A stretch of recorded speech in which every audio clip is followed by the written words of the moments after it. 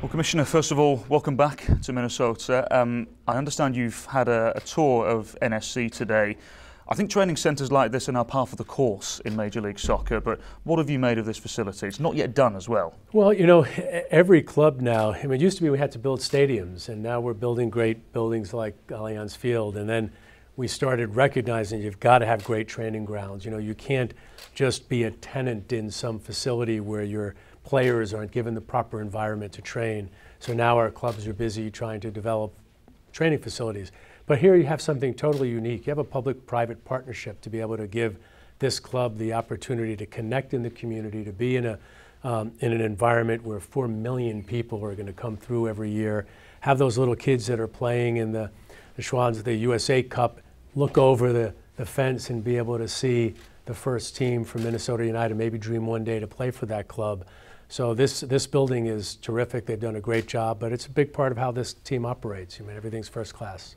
First class and a spectacular vision. And talking of spectacular visions, Allianz Field will undoubtedly be one of the premier destinations for soccer in this country. How excited are you for that building? You know, I'm very excited. It's the reason why we wanted to come out so quick. You want to see it before it's done so that you really can fully appreciate it when you have that opening game.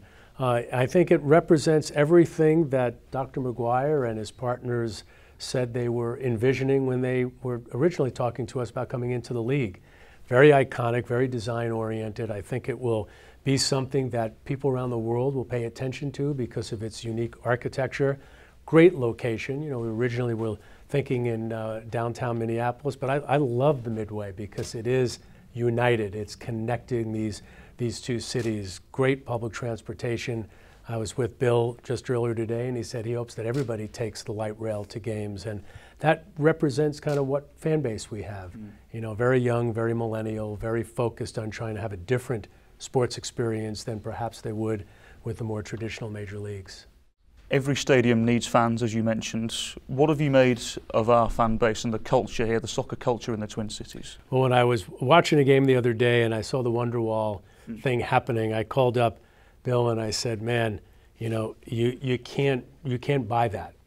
You know, there's a deep, almost viral thing happening here where the community cares about this team, and it has for decades. And now in this MLS iteration with a super great, smart brand, and now a facility that's going to come online next year that'll be, you know, one of the great ones in the world, and fans who care about their club. I mean, sold out their season tickets. That's always a good thing to do. Waiting lists are really good in the pro sports business, so the fact that it happened a year before the building's going to open is just indicative of the support for the team. And as Commissioner, I know you have certain expectations for teams coming into this league. What would you say to those in charge of Minnesota United? What do you expect from them in the future? You know, it's a good question. I'd say keep up the good work. You know, it's not that there's a long list of things that we think that they need to do better. You know, they've got a deep relationship in the community. They've been able to focus on that stadium without taking their mind off of this, where we are here today at the training center. Their brand is strong, their fan development is strong, their season tickets are strong. So you never want them to feel too good, right, when you're in the league office, but we feel pretty good about where they are. Commissioner, thank you very much indeed. You. Really appreciate it.